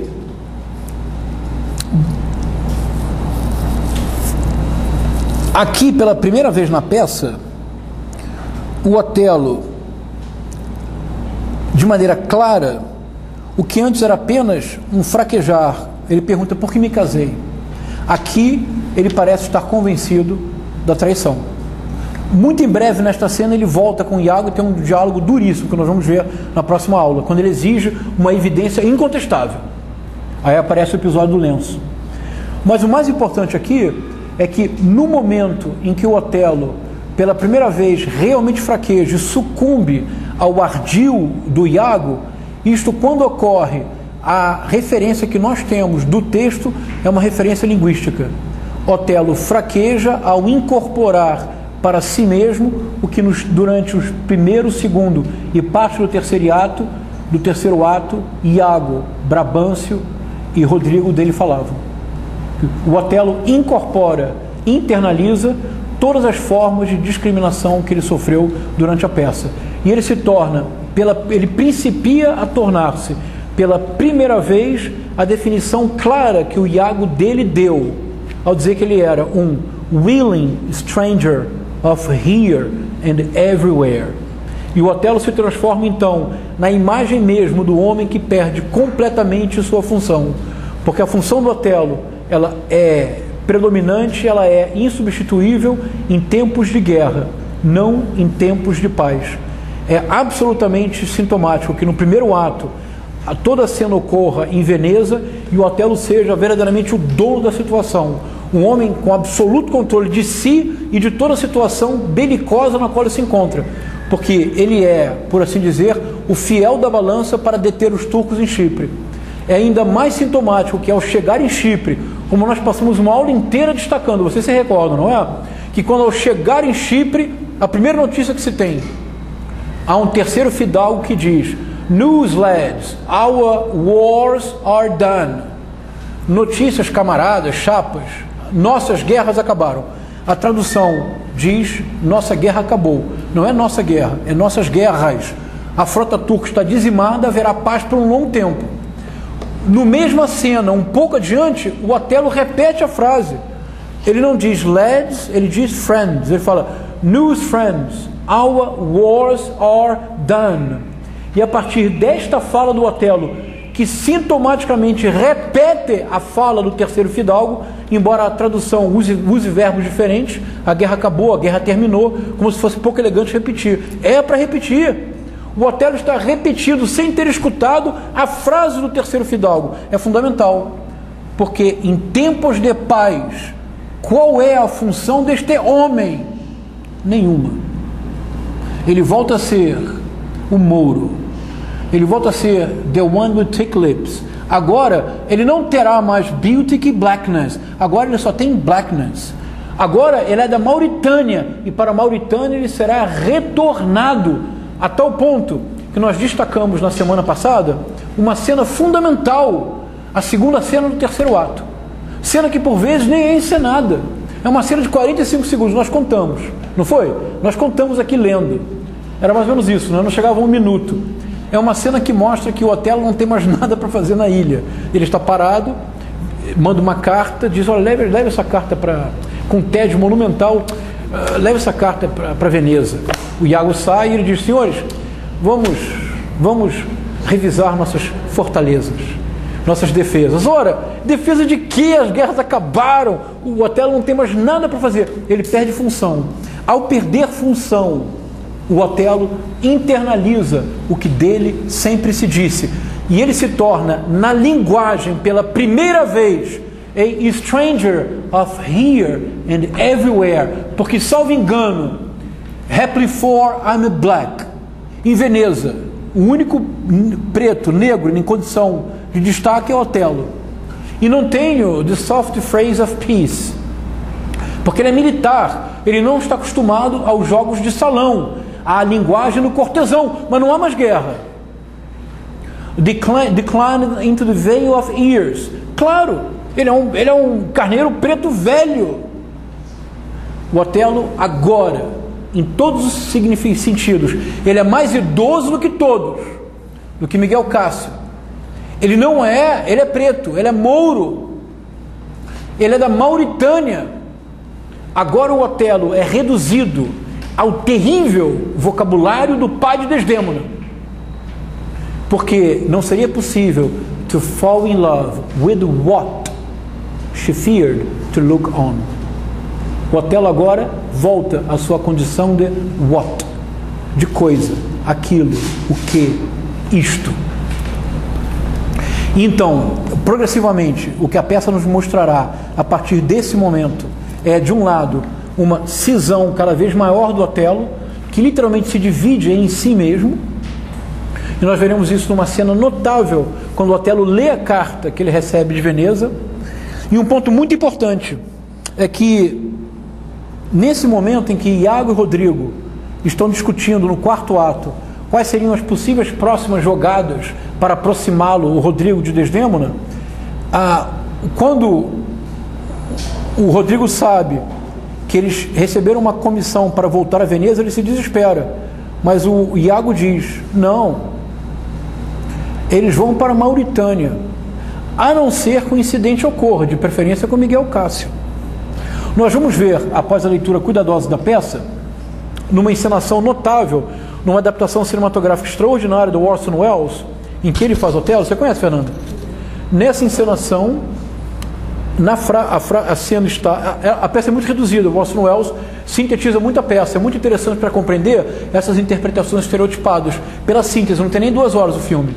Nessa cena fundamental em que o Iago dá a informação básica, o Rodrigo, eles voltarão para Veneza, tudo está perdido. Não, eles receberam ordens para ir à Mauritânia, vírgula, a não ser que algum incidente ocorra, de preferência com Miguel Cássio. Na adaptação do Orson Welles e de algumas outras que eu comparei, a referência, não, eles irão para a Mauritânia, é suprimida. Suprime-se Mauritânia da encenação, mas suprimir a Mauritânia e fazer como Laurence Olivier, não sei quem que... Você já assistiu a encenação do Laurence Olivier? A adaptação é notavelmente ruim, porque o Laurence Olivier transforma o Otelo num macaco. Eu já comentei para vocês lembram? Nós vamos ver. Na cena em que o Otelo executa Desdémona, o Laurence Olivier, que era um ator de grandes recursos, literalmente assume uma posição simiesca, como se ele fosse levado por uma irracionalidade completa, se tornasse um autêntico animal. Afinal de contas, esse abrato bruto do Mouro lascivo, e ele fosse dominado pela incapacidade de controlar os próprios sentimentos. Mas ora, mesmo nesta cena, o Otelo mantém um controle excepcional. Nós vamos ler com imenso cuidado. Para concluir por hoje, Em que nós avançamos? Se a hipótese faz algum sentido para vocês, essa complexificação dos personagens e das suas relações não excluirão o ciúme da peça, seria uma tolice, não excluirão o ciúme do Otelo, não excluirão do Iago o despeito por ter sido privado da promoção, não excluirão de Desdémona o caráter de vítima, não excluirão de Miguel Cássio o fato de ele ter sido injustamente enredado numa trama da qual ele não participava. Mas, e a partir daqui então, é a questão básica. E eu reconheço o que eu diria agora é polêmico. Então peço apenas que vocês tenham paciência, porque nós vamos ver isso no texto. E vocês podem mostrar que eu estou equivocado, não há nenhum problema. A partir deste momento, quando o Otelo agora aceitou a dúvida e crê mesmo, no momento de fraqueza que ele foi traído, a partir de agora, muito mais do que geralmente fica claro pelas adaptações, pelas encenações no palco e sobretudo pelas interpretações, o Otelo teve muito mais razões para crer na sua suspeita do que nós somos capazes de reconhecê-lo. E quando nós não somos capazes de reconhecê-lo, que Miguel Cássio é um imprudente conquistador, que Desdémona passa do ponto na defesa de Miguel Cássio, que há um conjunto de circunstâncias que colaboram para o ardil do Iago. Isto é, se nós abrirmos bem os olhos, nós veremos que talvez, se em 2017 qualquer um de nós estivesse nos sapatos de Otelo, na sua pele, talvez nós tivéssemos sucumbido ao mesmo engano. Porque o engano do Otelo não é um engano qualquer. Ele exige para o Iago, ele diz, I want ocular proof. Ele exige evidência. E ele diz, e se não tiver a evidência definitiva, você se arrependerá de ter nascido, morrerá como um cão. Se isso for possível, se a hipótese fizer algum sentido, o que não significa nenhuma sugestão, por favor, é preciso ter um imenso cuidado agora. Uma vez, propondo essa leitura no Festival de Inverno em Ouro Preto, um rapaz se levantou e disse, mas isso é um absurdo. Eu disse, não, mas eu falei, é possível que sim, é uma hipótese, eu não estou dizendo que eu estou certo. Disse, mas isso é uma leitura machista, porque afinal de contas a mulher morreu. Eu falei, peraí, calma. Eu falei, que mulher morreu? Desdémona. Eu falei, me desculpe, nenhuma mulher morreu não. Isso é uma peça, não se preocupe, é um texto. Ele disse, mas isso é uma leitura machista. Eu falei, não, isso não é uma leitura machista. Eu não estou negando a leitura que fazemos. Eu estou tentando recuperar intensamente a ambiguidade do texto para mostrar que há muito mais. Há isto, mas há mais. E o que há a mais é o nosso isto. É porque, de fato, somos todos Otelo, de uma forma ou de outra. Sobretudo nós, hoje na UERJ, somos todos Otelo. Porque assim como Otelo, nesta leitura, que é um personagem que também se deixa levar pelo ciúme, como ele diz na sua última fala que eu reproduzi hoje, o Otelo é sobretudo alguém que progressivamente perde a sua função. Mas o fato do Otelo perder a função em si não é apenas o drama, é parte do drama, que é tudo mais complexo. Ora, se o Miguel Cássio perde função, há algum problema, Juliana? Não.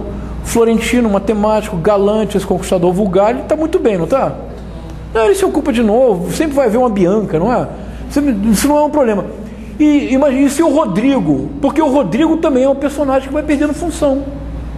Mas o Rodrigo tem terras para vender, é de Veneza. O próprio Brabantio diz, né? Ai, se eu soubesse, eu deixava ela casar com você. Melhor do que tê-la deixado ir com o Ludovico, o primo da Desdémona, que vai lá entregar a carta do Doge de Veneza. Se o Ludovico perder função, não, ele pode tomar um bom primitivo, pode aproveitar os ares do Vêneto, que são fantásticos. Mas se Otelo perde função, para ele só há um lugar. É Mauritânia. Mas Mauritânia, o fato de ser suprimida, a referência nas encenações é sintomático, porque Mauritânia nesta peça é lugar nenhum. E Otelo tem como único lugar, lugar algum, porque ele é, diz Iago, a willing stranger of here and everywhere. Porque não basta perder função, é perder função mais todas as circunstâncias do personagem Otelo, que eu estou propondo, que são as circunstâncias nossas hoje na UERJ. Porque se existe alguma racionalidade, e há racionalidade, é muito importante que nós não limitemos a nossa crítica à atual política inaceitável do governo do Estado do Rio de Janeiro a adjetivações. É compreensível que nós nos indignemos e que utilizemos as palavras corretas. É um governo corrupto, é inepto, é ilegítimo, mas não pode haver dúvida. Ora, não há dinheiro para ciência e tecnologia, cortaram 50% das verbas. Há a ameaça ainda de não pagar nas bolsas do CNPq e da CAPES. Vocês sabem qual foi a conta das duas denúncias contra Michel Temer? 12 bilhões de reais. 12 bilhões de reais permitiriam, por exemplo, a esta universidade, a 8ª melhor do Brasil, a única que não teve curso de pós-graduação descredenciado, com 12 bilhões de reais a UERJ funciona com força total por 10 anos. O orçamento da UERJ é aproximadamente 1,23 bilhão de reais. Com 12 bilhões de reais, por uma década, nós não teríamos nenhum problema nesta universidade. Por uma década. Então é natural que nós nos indignemos e que lancemos mão de adjetivos. Mas ação política com adjetivo não é ação política. O que é preciso realmente compreender é a racionalidade do que está acontecendo. Se é possível cercear, sitiar uma universidade da dimensão da UERJ por 2 anos, como este governo tem feito, há uma racionalidade. A racionalidade é que o objetivo, em última instância, é levar a formas alternativas de privatização. Eu vou, pedindo desculpas aos alunos, refazer a conta que nós já fizemos algumas vezes. A UERJ tem aproximadamente, população flutuante de alunos, 35 mil.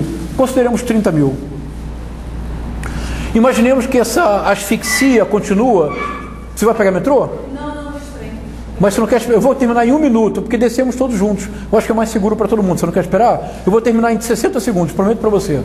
E aí descemos todos juntos, né? Acho que é melhor. 90 segundos, tá bom? Não, 60. 30 mil alunos. Vamos imaginar por baixo, que na média de cursos, chegue-se à conclusão de que a UERJ só sobrevive e as universidades públicas com uma cobrança alternativa. Vamos imaginar uma média de quanto? Quanto vocês considerariam que seria uma média? Imaginando que tem curso de Direito, Medicina, Engenharia, que são cursos caríssimos, digamos. Por baixo, 300, uma vez eu tinha sugerido. 300 reais?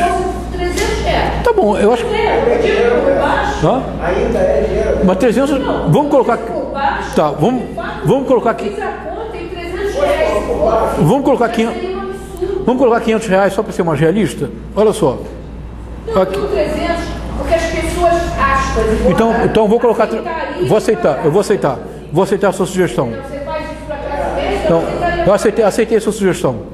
Significa por mês 9 milhões de reais.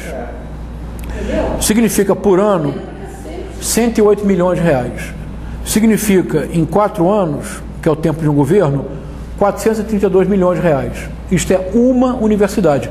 E eu aceitei a sua sugestão, mas eu acho que jamais seria 300 reais. Mas está ótimo, eu entendo o argumento. A Universidade de Brasília são 45 mil alunos. Vamos seguir os 300 reais? São 13 milhões e 500 mil por mês, são 162 milhões por ano, são 648 milhões em 4 anos o tempo de um governo. Será muito mais do que isso. Isto é preciso que a sociedade saiba. Isto é corrupção caixa zero. Porque o prédio já existe. Nós estamos formados, nós já damos aula. Procura A. Esse dinheiro jamais vai voltar em nenhuma circunstância para a educação. Esse dinheiro, essa proposta nacional de levar a formas mistas de privado e público, que a secretária a secretária de Fazenda disse isto, lá do Henrique Meirelles. Esse é o objetivo. Não é sem razão que a Croton, a maior multinacional de ensino do mundo, com capital chinês, está entrando fortissimamente no Brasil. Tentou associar-se a Estácio. O CAD, felizmente, proibiu. Se a Croton tivesse se unido com a Estácio, seria um dos maiores, se não o maior conglomerado de ensino privado do mundo. Qual é o objetivo que eles têm com isso? Por que este sítio e este cerco à UERJ? É por isto, este é o projeto. Se nós nos deixamos levar pela indignação e adjetivamos, esqueçamos a adjetivação. Esta é a racionalidade política. O que precisamos? Dizer para a sociedade que isto já aconteceu no Brasil. Em 1958, eu estou escrevendo um pequeno livro sobre isso. Em 1958, quando pela primeira vez foi promulgada a Lei de Diretrizes e Bases da Educação, que foi promulgada em 1961, a primeira, mas que levou mais de quase 2 décadas de discussões, ela foi dividida por 2 correntes principais. Uma corrente na época que se chamava estatista, que tinha como líder um dos maiores cérebros que esse país teve e que infelizmente nós não temos memória, que é uma lástima. O fato de não termos memória torna possível que essas coisas ocorram. Anísio Teixeira. Ele era o líder da corrente que propunha uma presença muito importante do Estado na educação, no modelo francês napoleônico do educação, formação do cidadão. Então vá, eu só fiquei preocupado pela sua segurança. Mas tá bom, tá. Desculpe, tá bom. Obrigado por ter vindo. Havia de outro lado aqueles que propunham formas de privatização. Quem era o líder dessa corrente? O tradutor de Júlio César, Carlos Lacerda, que tentou introduzir um aditivo na Lei de Diretrizes e Bases da Educação que não obrigava a, mas favorecia fortemente o ensino privado nos níveis que chamamos hoje básico e médio. Descobriu-se um dos grandes pensadores brasileiros e um dos grandes homens midiáticos do Brasil, Darcy Ribeiro, colocou a boca no trombone, desafiou o Carlos Lacerda para um debate público, angariou apoio da intelectualidade uspiana, a sociedade soube, o debate houve, o Lacerda não foi. Mandou a Sandra Cavalcante representá-lo.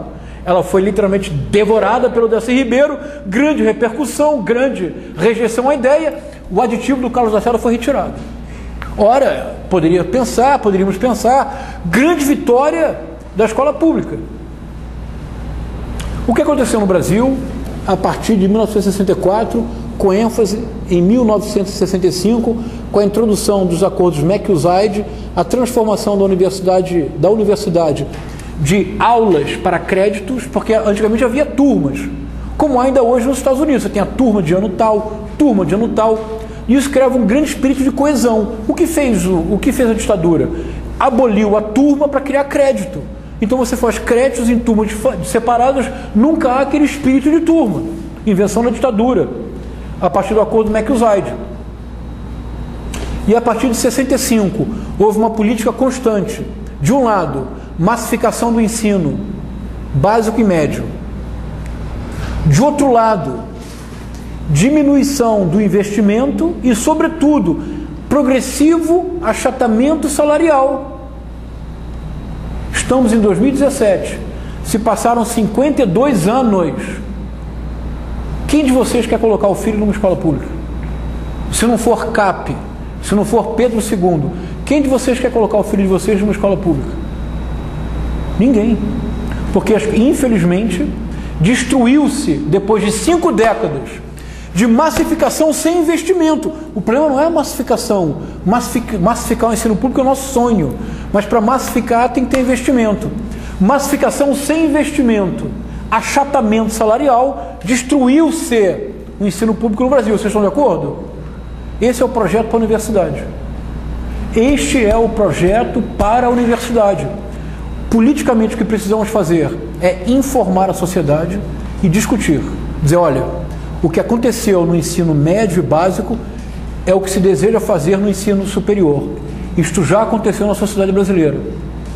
Então, tirando os momentos de indignação em que há uma adjetivação dos nossos cleptomaníacos contumazes, o mais importante é essa análise política, porque somente esta análise permitirá que nós tenhamos argumentos junto à sociedade. Se tudo der certo, em março sai o meu pequeno livro. É um livro de combate em que eu reconstruo esse episódio histórico totalmente esquecido. Ninguém mais lembra que em 1958 o Carlos Lacerda foi o pioneiro nessa atitude. Ninguém lembra que, embora derrotado, e derrotado por quê? Porque Anísio Teixeira denunciou e porque Darcy Ribeiro conseguiu transformar em debate público. A intelectualidade uspiana apoiou muito, e o Florestan Fernandes era a intelectualidade uspiana. Precisamos, 1, denunciar, 2, tornar o tema debate público, 3, compreender que uma vitória legal não significa necessariamente uma vitória total. O Carlos Lacerda foi derrotado em 58, mas o projeto de privatização do ensino básico e médio triunfou completamente em todo o Brasil. É o que se deseja no ensino superior. Se pode fazer o que se está fazendo com a 8ª melhor universidade do Brasil, o que não se fará com as universidades estaduais deste país. A nossa resistência, portanto, não é só nossa. A luta da UERJ é uma luta nacional.